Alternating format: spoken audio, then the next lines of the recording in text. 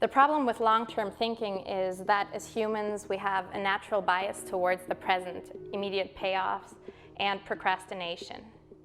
In order to counteract this, we need to implement social frameworks that hold us accountable to long-term goals and induce immediate action. I believe the highest potential towards more purpose is in the way that people set their goals. Because if people sitting, for example, on top of very powerful companies truly set their goals to improving our society and our world, then you wouldn't measure success according to a good balanced scorecard, but you would truly measure success by how much you've improved our world and our society. I expect decision makers to take actions and not just make statements. There's a lot of damage being done to our world and environment, and they can start by changing that. We are losing our fight against climate change. We are running out of time. I expect today's decision makers to go beyond discussions and take actions to protect the future of humanity. The natural world will find its way, but humanity is fragile. This is the final session of the symposium, and the title of the session is Bridging Capital and Purpose.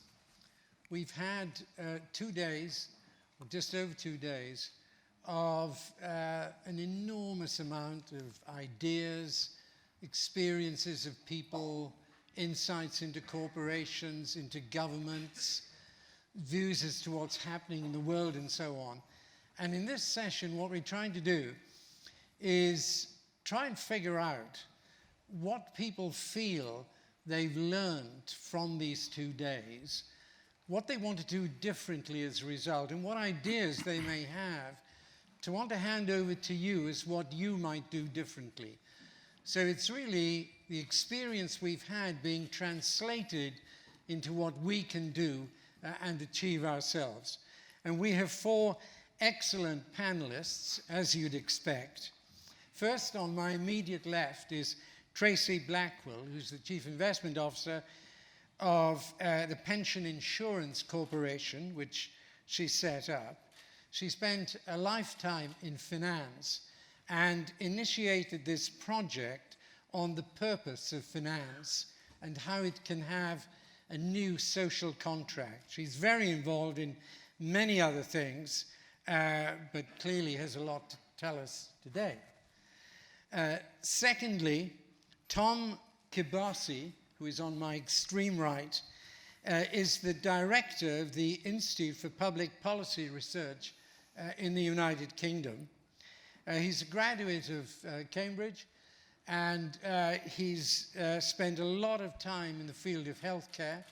He spent a decade with McKinsey and moved after various time spent in the Gates Fund, or with the Gates Foundation, the Rockefeller Foundation. He set up a commission within the IPPR looking at economic justice. It published a report called Prosperity and Justice, a plan for the new economy, which is a very significant report in terms of the UK. Thirdly, on my extreme left, we have Iqbal Khan. Iqbal is a member of the executive board of Credit Suisse. He's also the head of the private wealth management area of Credit Suisse business. He has, again, a distinguished career involved in so many different things. And then on my immediate right is Professor Kathryn Milligan, who's the professor of social entrepreneurship at the University of Geneva, formerly the head of the Schwab Foundation for Social Entrepreneurship, research professor at Harvard, educated at Dartmouth. What I'm going to do is to ask each one of them, in the order I've read out their brief CVs, to say something 2 to 3 minutes as to what they take away from what they've heard. And then after that, I'm going to have a live voting on a question with 4 choices.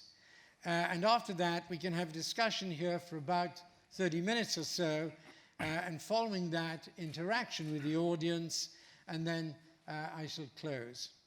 So if we can start with Tracy, if you can tell us what you feel you've learned and what you want to impart to others. Yeah.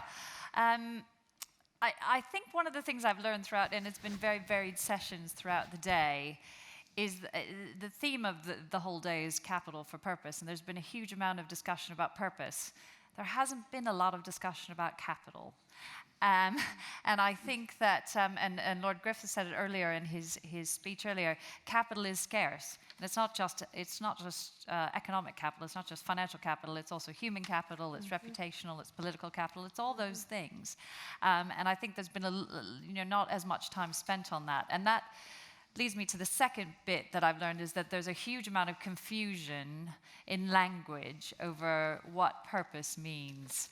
And I think a lot of the discussion is mixing up the morals/cultural bit with the purpose bit. And I think about purpose very much from a company perspective. I suppose that's where I'm kind of from. Companies are there to fulfill their end customers, and that is their duty. They also have a duty to shareholders. They have a duty to employees. They have a duty to lots of different stakeholders. But they do have some primary duties, and that's really important. I think the thing I took from the trade session much earlier, we all talk about what doesn't work. We spend very little time also talking about what does work. The system works. Billions and billions of people have been lifted out of poverty because the system and the allocation of capital does work, and it works very well. Yes, there are always things that need to be changed, and we need to focus on those things, but it does work fairly well. But back to financial capital, which is what I've focused on throughout the project that we've done and are still doing, is that capital doesn't belong to somebody else. There is no somebody else. There are no decision makers out there who decide, where that capital goes, because capital is owned by all of you. Financial capital, it's owned by pension funds. That's you, your parents, your grandparents, defined benefit pension schemes, that's all your savings. Insurance companies, that's all your savings. So if you don't want your capital to go to certain things, then that's your choice, and you need to make those choices, and you need to be active and involved and decide where you want your scarce capital to go. And I think it's really important that people take responsibility for what is their control, and actually the vast majority of the capital is in our control and your control, and I think that's also kind of been missed. Thank you. Tom.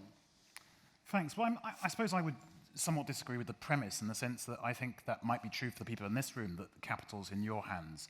I'm not sure that's true across society more widely. Certainly in the UK, where I come from, the median wealth of the bottom 10% versus the top 10% is a 341-fold difference. And so capital is incredibly concentrated, meaning that the decisions made by people with power are hugely significant in shaping everyone else's lives. And as I look at the discussions that have been had on this topic, I take 3 lessons. So the first is, don't just describe it, shape it. So I'll give you a couple of examples there, right? An observation that we have right now is the 4th industrial revolution. We say it's the 4th one. We say that's an observation. It comes 4th. And that's what's going on. But why not talk about a green industrial revolution? That's an industrial revolution with purpose. How do you harness this new 4th industrial revolution for a purpose? So rather than just describing it, shape it. Another example is automation. So a lot of people are very worried about automation and what it will do to jobs. But I think we shouldn't just be talking about automation. We should talk about automation as a form of liberation, that no human being should be condemned to do the work that a machine could do. And that's infusing that observation of automation with a sense of purpose, human liberation. The second is, don't just say it, do it. And I think that's a big lesson for me. There's lots of discussions about things like patient capital, green finance, business with purpose, but we really need to see some action. So at the moment, it's still the case that capitalism is deploying its resources in a way that is destroying the planet. We know that at the moment. We know we've got about 12 years left. We don't really have time to keep talking about it. We need to start actually seeing a real shift in resources and investment, whether that's from government or from the private sector, towards tackling this climate emergency. And if you will, I would say we need to put the global economy onto a war footing to tackle this challenge of climate change. So that's the second lesson. Don't just say it, do it. And the third lesson for me is that all these questions that we're coming at today are not really questions about capitalism, they're questions about democracy. So capitalism and the economy exist to serve society, not the other way around. And in fact, it's only the state that can rewrite the rules of the economy and build that new economic settlement that brings prosperity and justice together for everyone. So those are my three takeaways. Don't just describe it, shape it. Don't just say it, do it. And actually, this isn't about capitalism, it's about democracy. Thank you, Tom. Iqbal. Just building on what I just heard, because I did not have the opportunity or was not able to attend the entire 2 days, although I think this is a unique platform of intergenerational dialogue, and I'll come to that just in a bit. But I did like the point around capital, and one of the things that whenever we talk about capital for purpose or purpose and capital, we need to always keep in mind that if you want to have capital and purpose align and combine, it has to be sustainable. And to actually make it institutional and sustainable, it has to have a rate of return that is acceptable to the investors. So what we believe, and what I believe personally, is in the future we'll be thinking about risk, return, and impact, positive impact, however you define it, as three dimensions of investing. Second thing I would like to pick up on is don't just talk about it, do it, or just don't say it, do it. I think that's really interesting because given that we're on a platform where there is intergenerational dialogue, and just looking at the report that was done on the voices of the leaders of tomorrow, it's interesting to see how society and impact on society is number one, what is important from their perspective, and what they think the current generation thinks is most important. It's generating profits for shareholders. It's interesting to see exactly that balance that we just heard from the two panelists here coming across in that respective report, and I think I'm pretty sure we'll dwell on that a little bit more later. Just on the intergenerational dialogue, I do feel I see a material generational shift. If I think about my business, think about the wealth industry, if people think that technology is going to disrupt this business, it's actually going to get disrupted by the demographic shift. It's $40 trillion US globally that are going to go from one generation to another. And millennials and the next generation think very differently about purpose, about investing, and about the future. And I think this dialogue is extremely important because it's more about co-creating the future model and not dictating it either way. Thank you very much, Iqbal. Kathryn. So many. 2 to 3 minutes. So many insights. Deputy Prime Minister Heng spoke in inspiring terms about human-centered decision-making. The critique of elites swirling in the discourse is very much about power dynamics and the vast distance between decision-makers and vulnerable groups. Who has a seat at the decision-making table? What are the mindsets of those decision-makers? And mindsets are determined in part by your relationships and connections, who you spend time with, who you are connected with, the relationships you cultivate. And so what I took away from the Deputy Prime Minister's remarks, particularly when he talked about how he and members of Parliament spend evenings and weekends visiting community centers to understand people's concerns, is that we have to close the vast distance between the powerful and the powerless, get proximate to people who are suffering, hear their concerns, build those relationships. Cultivating those connections is how you change mindsets, and a decision maker with a changed mindset is ultimately how you shift policies, practices, and resource flows.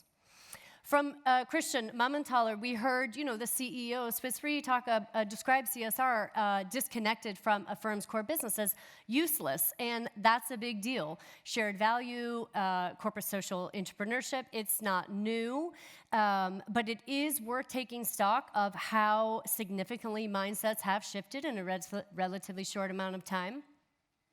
Just a few years ago, the conventional thinking was there should be a wall between the profitable activities of the firm and the philanthropic or CSR activities of the firm, and to do otherwise would be unseemly or to call into question your motives. And now, most forward-thinking executives embrace the notion that actually the company's core for-profit assets, financial capital, yes, but also human capital, technological capital, R&D, distribution networks, should all be leveraged for social purpose. And there's a clear business case for doing so, reaching new customer segments, mitigating supply chain risk, becoming a more competitive and attractive employer. So is it moving fast enough? No. Do I wish more executives were more vocal about harnessing all their forms of capital for social impact? Yes. But it is still worth celebrating how far we've come. Finally, from Professor Linda Hill, I mean, what a joy it was to listen to her yesterday. So many insights I'm taking. Innovation is a collaborative problem-solving journey full of false starts and failures. I think we need to be willing to talk about failure much more. Cultivating differences of opinion is an asset. Recognize that all innovations build on previous ideas, and I think we need a lot more imitation and tweaking of those ideas than we do reinventing the wheel. Bring a beginner's mind to the problem and do not be afraid to ask the stupid question.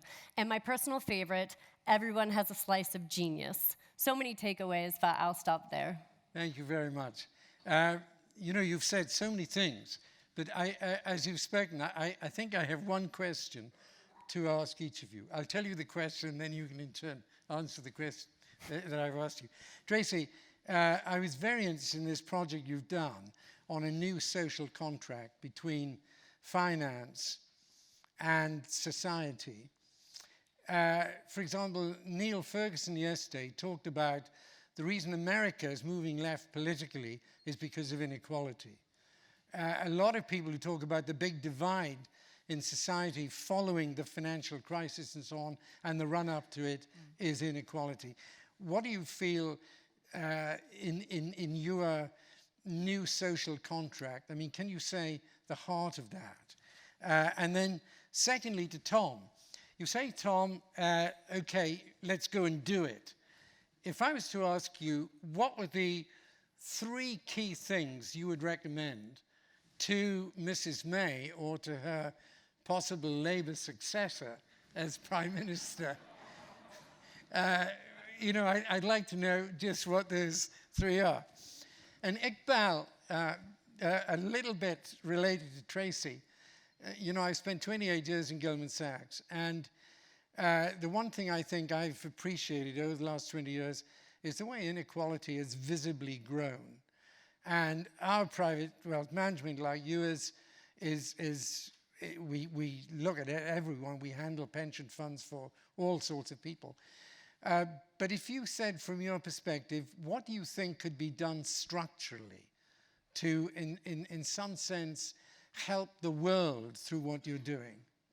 And then, Katherine, I think what you raised something that was said yesterday, the Deputy Prime Minister of Singapore, which is this inclusiveness. And what would you recommend in terms of inclusiveness? Because, you know, we talk about here high policy, what government can do, global organizations can do. But I think if you look at even the center of London, or the London as a city, it's made up of a whole lot of little villages. And do you see more significance in inclusiveness by life in the village and what each one of us can do in the village as opposed to life at the level of international organizations? Those are my 4 immediate sort of responses. Yeah. Well, okay, well, to start off with, so we started a project 2 years ago or so to look at really what the purpose of the finance industry is. And the whole point about the project was kind of trying to get the finance industry to reform itself from within, given that we all know that there were lots of things that happened during the financial crisis and afterwards that weren't purposeful necessarily. And what we found absolutely fascinating, we had academics, we worked with academics across the board to do this, is that nobody's ever asked the question before. In academic literature, there's nothing talking about what the finance industry is there for. And it's there 4 things. Payment services, so whenever you go out and make a payment to something, the finance industry is responsible for that. Safekeeping of your assets, so when you have deposits in a bank or with an insurance company, there's that. Risk sharing, which is what insurance is all about. And then what everybody thinks of, which is intermediation, taking money from people who have it and giving it to, or loaning it or putting in equity of people who need it. So it seems very straightforward. And the vast majority of the financial services industry does that. Absolutely, and does it pretty well, actually. We, in most places, have free banking, we have free payment services, people look after our pensions. All of that is there, but there are things that do go on in the financial services industry that aren't. Part of that, as we've gone through this project, is not because there's bad people there, there are structural reasons why this stuff has happened. And one of those structural reasons is because there's more and more wealth in the world. There are more and more people being catered to by the industry, but that creates all sorts of complexity and quite a lot of distance between the people who are saving and the people who are managing that money. And so there's a lot of structural reasons why that's happened. And I think also regulators have kind of lost sight of the whole purpose of the industry. And I think for the industry to reform itself and have a new social contract, it needs to do a number of things. It needs to first talk about the good things, but it needs to acknowledge that some of that stuff that it does is not purposeful. And actually, should that be part of what the finance industry does? Because it's impinging on all of the other really important and good stuff that underpins all of what we do in our modern day society. You know, you interact with the finance industry every day, I promise you. You probably don't even know it. Whether you're paying for something, whatever you're doing, you're interacting with the industry. And I think there is not just a narrative that needs to change, but also a realization from within the industry that some of the things it's doing is not purposeful. Right. Tom. Yeah, so... Advice to the next Labour Prime Minister. Well, let's see where we end up. But as an immediate reaction to some of that, I would just say that I think the finance industry has known its purpose implicitly, if not explicitly, for quite some time, which is principally to reward itself. And the way that we know that... No, it isn't. The way that we know that, and it's important to say it because it's important to speak the truth, the way that we know that is that the unit cost of financial intermediation has remained constant over time. So we know that. And despite all of the technological changes and all of the improvements in productivity, the amount that the finance sector charges the rest of the economy has remained constant. So none of those gains have been passed on to consumers or businesses. They've been appropriated to the finance sector itself. So the first question is, I think, before you can establish your future purpose, is then to establish, you know, what is your present condition. I actually wrote that report, so I... Let me go to your question. What are you going to do? That's the point. So what am I going to do? And absolutely. Well, you said so far this is words. Well, the first, you asked me for the actions that I would have. Let me give you 3, right? So you said the advice to the Prime Minister. Number 1, don't leave the European Union. That's about the biggest contribution.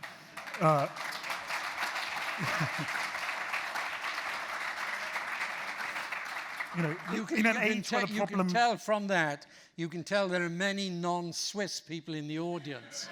Yeah. Because if the Swiss could clap, we'd have had a very different reception. I'm not sure that Switzerland in its position would necessarily agree with you. Many people agree with you. But nonetheless, I think the question is, when the problems are global and they are getting bigger, trying to solve them at a smaller and smaller level, to me, doesn't seem very sensible. Okay. So that's the first one. The second one is, look, I think actually greening the economy and taking on this challenge of climate change can be an incredibly popular thing, and the reason for that is twofold. One, you can create many, many jobs. So, for example, in the UK, decarbonize the heat system. It's incredibly complicated. Most of the housing stock we have at the moment, 93% of it will still be there in 2100. We're a very old country with very old houses. You can create tens of thousands of jobs by getting people to decarbonize the heat systems. That's job creating, and also something that will impact on climate change. And the third thing is to make ordinary people's lives better. And I think we need to have a conversation about what do we expect from each other and what are the norms of the state in the 21st century. But can and you I'm going to say give you what something really boring. practically? Yeah, Sorry really to boring. interrupt, but I'm going to give you something really boring. give me a practical example of what really you boring, do. and I think it's really important. Buses. Right? Buses. And it's something that people laugh at, and it's something that people don't take seriously enough. But you know, one of the reasons why you have these street protests in France with the Gilets jaunes is the fuel tax that Macron has imposed. Right. And the legitimate point that people make is, well, I have no choice. I've got to drive my car, I've got to drive the small van for my business. What's the alternative? And actually what we need to start doing is investing to create the alternative first, and then asking people to make the transition away from what they're used to. So a really simple practical example, London subsidises its bus routes to the tune of £700 million a year, 700 million. There's not a penny of subsidy for bus routes that exist outside of London. In London, Transport for London, the Transport Authority, sets the timetables, sets the operating standards, sets the fares. None of that exists outside the capital city. Do that across the country, you'll reduce congestion, but actually you can start to have a conversation with people about changing their behavior once they have a realistic alternative to move into. And so my point is that it doesn't always have to be up here in terms of how do we solve these problems. Sometimes it's as boring as sort out the bus routes so people don't have to drive their cars anymore. Thank you, that's very practical. Iqbal. No, it really is. If that was not meant to be a joke, by the way. If I can just react to your point around intermediation. So if you want investments in the bus routes, you said the word investment. And there is a value in intermediation. Now, the financial industry historically has always played the role of the intermediate. The financial industry, in its broader sense, does that. Because to source an investment, to diligence an investment, and then be able to distribute it, it takes an entire process. Now, absolutely, if you're part of a larger foundation that focuses on philanthropy, you're going to make an investment that potentially is not giving a return, but you're actually giving charity. And those are the two elements in my view, and I do believe that investing requires intermediation. And we see that through the buildup of the private equity industry. We see that with venture capital. Without private equity, without venture capital, we wouldn't have a number of technologies. Think about medtech. Think about some of the IPOs that we've seen that are changing our lives to the better. They are having positive impact. Now, absolutely, not everything that potentially the financial industry has done or does always creates a positive impact. And absolutely, it has to be our goal to provide services at a price that is reasonable. And clearly, I personally believe if you look at the original function of the financial industry, it has always been intermediation, and it has been risk and maturity transformation. That is a massive social benefit. Without finance, without capital, I mean, look, it will not be sustainable to invest. I mean, I don't think I said there should be no finance. I just said don't appropriate all the rewards of the productivity gains to yourself. You're answering a different question. No one's saying there shouldn't be finance or that we shouldn't have any role for financial intermediaries. Obviously, that would be an absurd point. But it's just saying that so far, the principal purpose has been to reward itself as a sector. Can I just intervene there? You didn't even let me react and give the answer on the three actual practical questions. Okay. So intermediation, I thought I covered a little bit. But it comes down to education, clearly. I do feel that we need to provide that education in terms of what does impact really mean? Because impact and purpose, if I would ask people what it means to you individually, everybody has a different answer to it. There is no common terminology, definition, no real norm. There are multiple standards out there. So it becomes a very subjective element. If I ask 100 people, what is positive impact? Everybody is going to give me a different answer and potentially give a different prioritization. For me personally, on a personal level, when it comes to charity, philanthropy, or even impact, health and education are the most relevant things. Now, from a financial industry perspective, I think what we can do in terms of that education is educating specifically also the next generation, because if you look at the next generation, and we think about the leaders of tomorrow, everybody talks about purpose, impact. The whole session here is about purpose. If you then go and look at how much do we really invest in impact and in purpose in its very, very narrow sense, it's very little. And I also think we should think about impact or purpose more broadly, investing in medical technology that helps a number of people is important. And this is what we're, for example, doing. We're working with partners. We launched a VC mid-stage fund with a Moon, which is doing medtech, is looking at innovation in the medtech industry. That is where intermediation as well as education plays a role. The next generation is absolutely key, as I had said at the beginning. There is going to be a massive demographic shift over the next 5 to 10 years. And it is absolutely key that we collectively work with the next generation. And this is what we're doing, for example, very practically, working with the Young Investor Organization in actively having a dialogue to understand what is the future, and then again, co-creating it. Can I just add, because I think that Tom raises a really interesting question here. I once asked Lloyd Blankfein, after he'd made a very provocative statement about what he was doing, and I said, what do you think the social purpose of finance is? And he said, well, we're taking everyone's, we're offering incentives for people to save, and we're taking that and putting it into all sorts of ventures. Could be raising money for government, could be raising money for educational purposes, all sorts of different purposes and so on. But however, I think Tom makes a good point. I mean, there is a section of our community, I don't know how much it is, but who basically have no capital. And to what extent do you, as a banker, feel any responsibility for recapitalizing the poor? Because I think if there's one thing that's come out of this session, it is that inequality is something people feel deeply about, and it has grown so significantly over the last 20, 25 years. I mean, how do you respond to that as a human being working in a Swiss bank?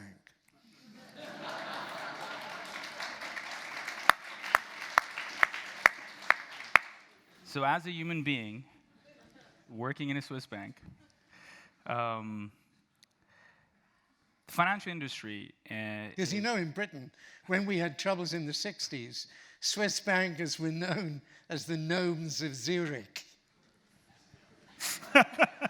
I just mentioned that. That was a Labour Prime Minister who said that, by the way.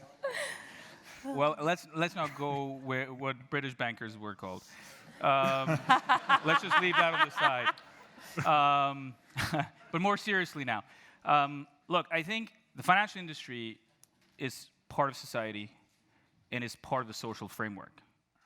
To argue in any way differently, I think, is going away from fundamental principles on how economy works.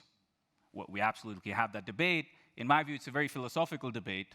So that's the first point. So keeping that in mind, all financial institutions, any participant in the financial industry in the UK or Switzerland, needs to take that very seriously. Needs to take the element of inequality really very seriously. Now the question then becomes, how do you address it in the seat in which I am or other financial industry participants are? And I do feel it is about thinking about responsibility and what is the purpose of what we're here for. Now, clearly we would like to offer banking everywhere, anywhere, anytime to everybody. Absolutely. I would sign that today. It has to be economically feasible, and at the same time, it has to be able to be sustainable, firstly. Secondly, in the meantime, however, till that vision, dream of everybody is possible, we can work on things like microfinance. We can absolutely do that. We can intermediate, once again, investments into microfinance, which, for example, we've been doing. I think the entire industry has been doing that. And by the way, what is the beauty of the fact that we're talking about purpose and capital, it is becoming now real. People are actually talking about it. Yeah. You see more and more elements around impact, ESG. Now, what is my worry about that? My worry is, let's just make sure it is not a marketing gimmick versus real delivery. Sure. So for example, at Credit Suisse, the individual who's responsible for impact reports directly to our group CEO, Tidjane Thiam. That person doesn't sit in marketing. Is part of the business and is the former head of our investment banking business for all of EMEA. So we're actually trying to take it very seriously, and absolutely we need to have this dialogue around what is it that we should be doing and where do we want to get to, and how do we get there? And actually, Rome was not built in one day, and it takes baby steps and actual follow-through and execution. As you said, don't talk about it, do it. Yeah. Kathryn, inclusion. Yeah, well, to create inclusion, I think my advice is very simple. Get proximate to the problem. Then you will see the opportunity inside the problem, and that's really the mindset of a social entrepreneur. And I've been so heartened over the past few days to see and hear and speak with so many people and have social entrepreneurship and impact investing come up in so many conversations. But there are misconceptions about social entrepreneurship, and so I just want to offer a little bit of clarity, particularly to the students and the future social entrepreneurs in the room. So one assumption that many business people have is that, social enterprises are cute little NGOs. And on the contrary, I would argue that a well-run social enterprise injects business discipline into its operations, builds strong accountability and auditing systems, treats its beneficiaries as customers, and vigorously measure its results. Just a couple of examples.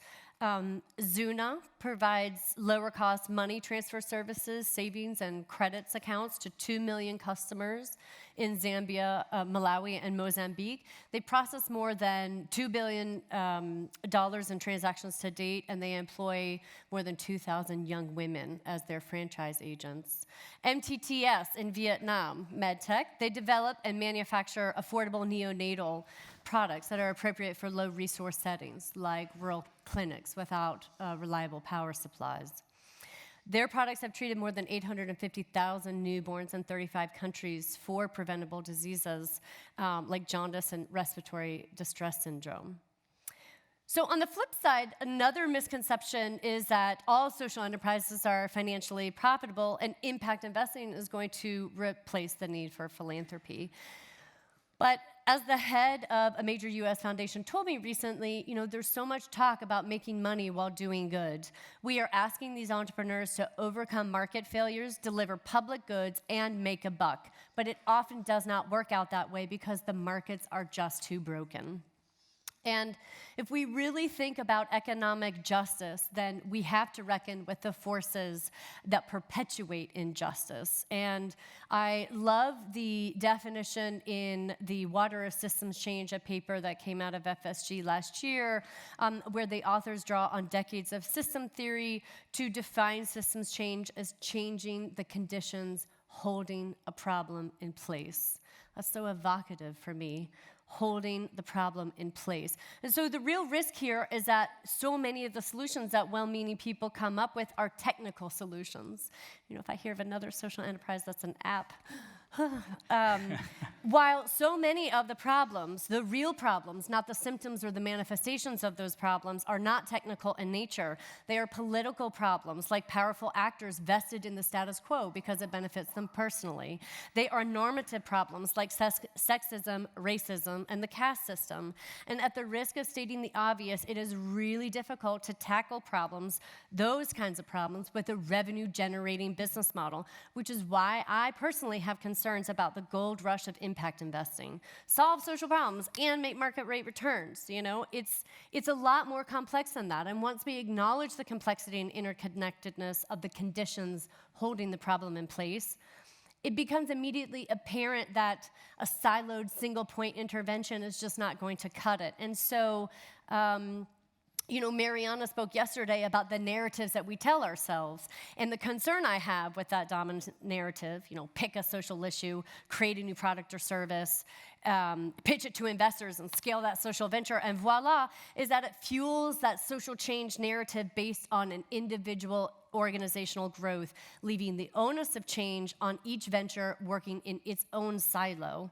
But of course, a single venture cannot change the conditions holding a problem in place on its own, and we need a new narrative.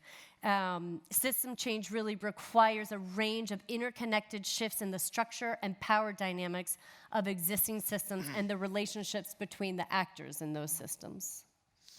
Thank you very much. I said earlier that there was a question that's going to be put up. I wonder if the question could now be put up. And I'd like to ask the audience if they would vote on the question. Looking at the grand challenges ahead of us, who needs to be in the driving seat? Public sector, private sector, UN, other multinational institutions, or civil society and NGOs? If you would please vote on that. And then I'd like to open it up to the floor, if we can have the lights on. Oh. I'd like to invite you to put questions to members of the panel. Who would like to put the first question? It's extraordinary. This gentleman in the front. Could we have a microphone for? Yes, I'm Peter. I had a question for you, Mr. Kibasi. You mentioned one of your 3 points in the beginning. This is an issue of democracy, and by this I assume you mean an issue of governance in all its forms. And then you mentioned the problem of Brexit. We have to go to a larger scale. So I was wondering, what do you think is an appropriate scale, and how do we achieve effective, powerful governance on this scale? So it's a small question to kick us off then. Look, I think the reality is that different problems need to be solved at different levels. So there are some, you know, pollution doesn't respect national boundaries, climate change affects us all, and that will require more cooperation at an international level than we've ever seen before. At the same time, we also know that when people are disempowered and disenfranchised, that they feel very disillusioned and it's very hard to get the change you want. So we also need to see more action at a local level. I think it's about getting that balance of what gets decided where right, and that things that should be and could be decided locally ought to be, and things that can only really be tackled at a international level really ought to be tackled with decisive action. So I think you know, broadly that would be my response to that. But how is a much more complex question, and I suppose when I look at it, one of the reasons that I think Brexit is such a tragedy is that I think the European Union is an attempt to do that and to get an entire continent to work in concert together to try and tackle the really big problems that we face. And that's why I think it's important that we do what we can to strengthen the European Union and to improve its governance and to introduce more democracy into it, not less. But in terms of concrete actions, I was sitting here trying to restrain myself from saying this and seeing that question there. I have very concrete action, which is pay your taxes and don't use tax havens. A couple of very simple things that everyone in the room could agree to do. Yeah.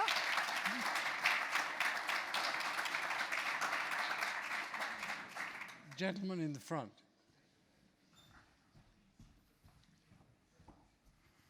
Thank you very much. So first of all, for this closing session, this is great. So first, before I start criticizing, now I have really two questions, and I thought this narrative thing is really interesting because what holds us back is not only that we are not doing it, it's also it's corruption, it's power games, it's all the good things you said. And second, I cannot not go unnoticed. It's all the West here talking. Yeah. So how do we first of all change? Thank you. So first of all, how do we change the narrative to somehow address the real basic question holding the problem back, which is corruption and power and all the bad things? And second, how do we avoid what development work over the last 100 years have done, which is very, very quickly some kind of colonialism where we are going to tell the world what they should do. So narrative, and how do we avoid colonialism? Thank you. Tracy. Oh, I can't answer the colonial. It's not really my special subject. You know, these problems are not. They're really difficult. And personally, and this has nothing to do with what I do from a financial service perspective, I find it amazing that especially in democracies, nobody will actually just tell the truth.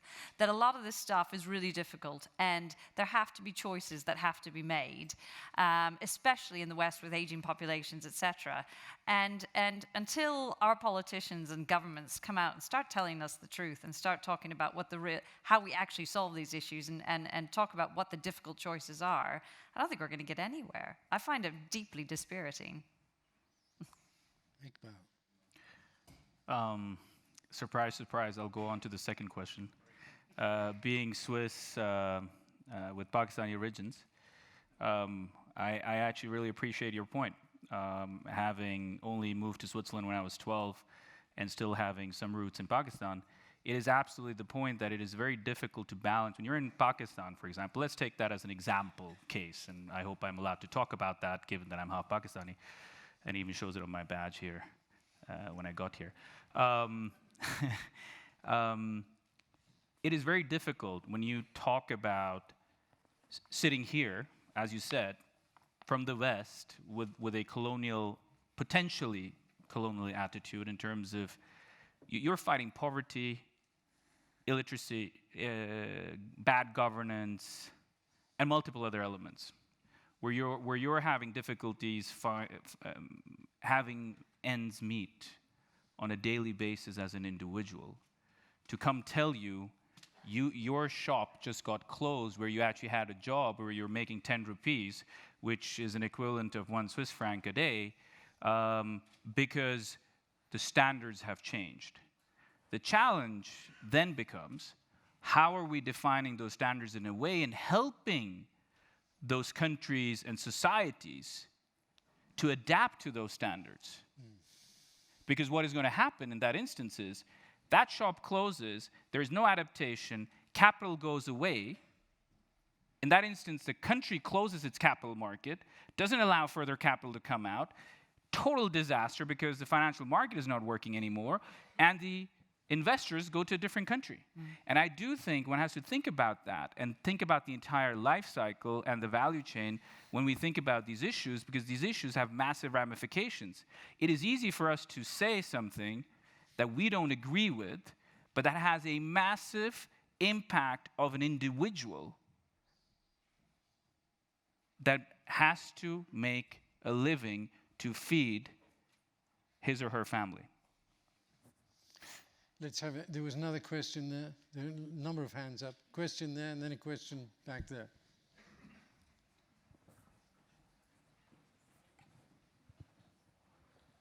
Maybe you can just give your name, where you're from. Yes, but before I do that, I would like to say, like, I've been meaning to ask this question from the past 4 sessions, but then I saw the session called The Way Forward, so I thought this would be the best session to ask this question. So I'm Nitish, a representative of humanity, asking this question to you, representatives of humanity. So my questions to you is, we have done a lot of thinking and a lot of presentation on how we can change the world in these past 2 days. So, a situation, what if a young leader of tomorrow, or maybe a leader of today also, comes up with an idea to you right now? Okay, as an individual, what can you say to him? Just an idea, nothing, no business model right now, but an idea to make the world a better place. What can you do for him with your huge expertise, your knowledge, or maybe even your individual capital or something like that? So what can you tell or what can you do for him at that moment right now? For example, like if someone would come to me even, I would at least listen to his story or his idea, and then maybe give some value to him, or maybe like even give some article. I don't have any money because I am a student, so I can't give money. So that is my question to all of you. And just one more question, my second question to Mr. Lord Griffiths. So I can see the symposium as a very great platform for bringing in greatest mind from all around the world. So I've seen so many high-profile ideas and high-profile, very high-level business models. But I don't know, I'm asking this because I don't know what's ahead. Is there anything that's going to make all of this come forward? Like, is it going to make it materialize in the world? So if there is, please tell me that. So thank you so much. I can take the first question. Sure.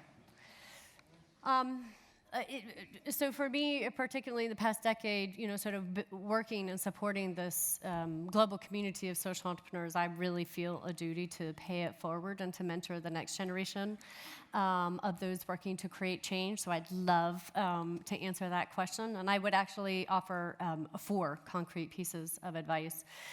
The first is to live by the safety instructions that we hear every single time we get on an airplane. Put your own oxygen mask on first before you help anyone else. You cannot be an instrument of change if you burn out. You cannot be flourishing emotionally if you are a physical wreck. So often we serve others at great cost to ourselves, and we dismiss self-care as a luxury that I cannot afford because I'm too busy. But it is foundational, and I have seen so many entrepreneurs and leaders burn out, and it's scary. So put on your own oxygen mask, prioritize your well-being. The second, I would say, is do something to get a different perspective. This is critical to building empathy, to overcoming your blind spot, and to allowing your assumptions to be challenged. If you are a funder, go out and try and fundraise for a change. One social entrepreneur told me that they wish it was a law or mandated by law that every funder, every foundation had to fill out their own grant application at least once. Yep. I think we'd say a lot of changes. Third, cultivate a systems mindset. So Linda talked about this yesterday, right? Systems change is about influencing those over whom you have no formal authority. And that is a totally different skill set. That is creating a common agenda among actors and institutions who often work at cross purposes and may even have a history of mistrust. It is challenging assumptions and biases. It is building and maintaining trust over time and adapting your approach as you go. And the last piece of advice I would just offer is to surround yourself with a support system if you don't have one already. Research has proven that our brain codes our social resources in the same way it codes our biological resources. So that means that your self fluctuates and you code others as a part of yourself. And when your self is large and flush with trusted relationships and a collaborative community, you feel open and generous and compassionate. And when the self feels small, you are hypervigilant and territorial and insecure. And this really matters. Just keep it reasonably short. Last sentence, I would say, listen, that really matters, not just for your own well-being and your personal fulfillment, but for how you show up in whatever role you play as a founder, as an entrepreneur, as a board member, as an intern. And so think about the way in which when yourself is large, when you are surrounded by that support system, when you feel you have the resources you need to take on whatever challenges life throws at you, how that changes the tone and the substance of the discussions, and ultimately then how that changes the outcome and the decisions that are taken. You know, time's going on, but if we can, I'd like to.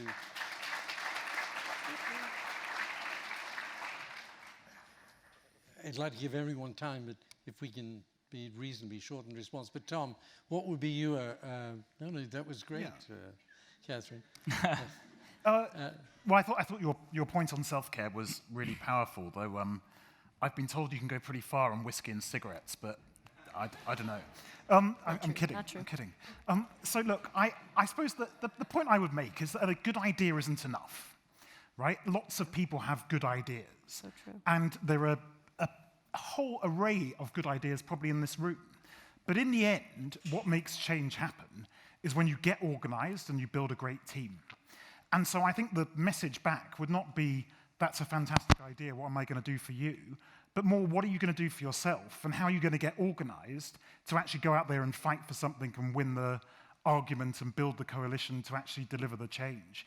Because it's a mistake to think that what the world lacks is enough good ideas. What the world lacks is enough people who can lead with ideas and build a great team and a big coalition to make change really happen. Thank you. Iqbal. I totally agree.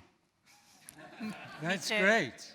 On which point? Oh, you see, we're getting somewhere. On the entire statement, actually, except for the whiskeys and cigarette. I agree with whiskey and cigarettes. Tracy. No, I completely agree.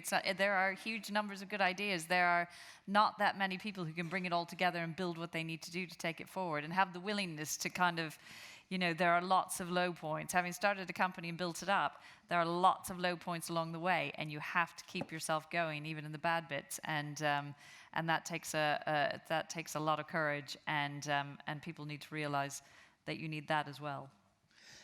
Can I say, in asking me to say something on the question, I think that because I get people who come to me all the time and say, can I ask your advice on something? The first thing that I think is absolutely crucial is to know who you are and what your gifts are and what your gifts are not. Because, one looks around organizations and you see somebody who's a natural salesperson and they put them in production. Or you see somebody who's a natural finance person and they put them in human capital management. And sometimes people come and I remember once a person came to me and he said, my parents told me I should come to you for advice. He said, they want me to do a degree in engineering.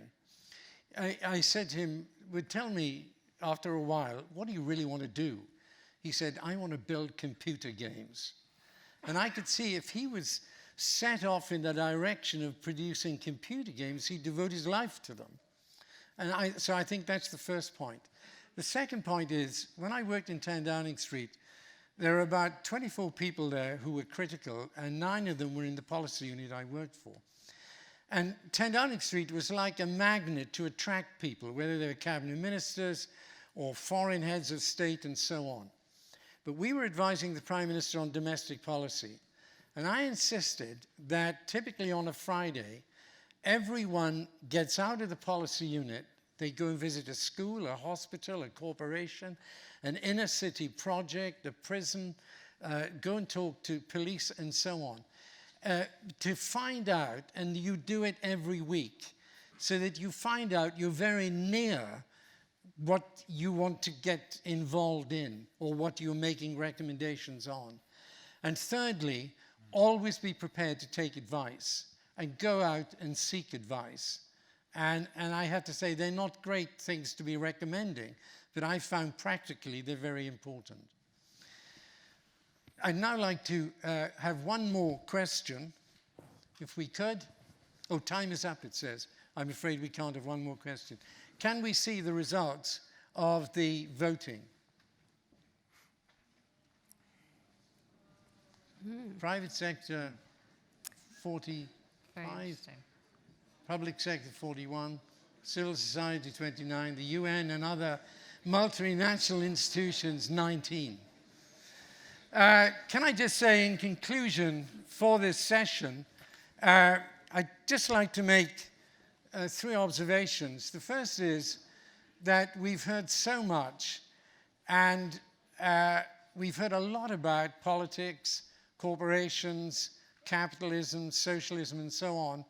And I do think structures matter. People have said it this afternoon, and we can't avoid, if we are interested in a more inclusive world, a fairer world, reforming structures is crucial to that. Secondly, and I say this, and some people on the panel may really disagree with me, and maybe you may, Katherine, but I think, I look around and I see people here in corporations, in startups, private equity and so on, in international organizations, in charities, in NGOs. And to me, instead of thinking, how do we organize society, I think what we have is 1,000 points of light. And encouraging in that sense any institution intermediate between the individual and the state to me is really very important. And finally, we have to be accountable for what we do. I think I have to tell you, it's been a terrific conference. I'd like to thank you for coming. I'd like to thank the panel for their contribution this afternoon. It's really been terrific. Perhaps we can give them a big hand.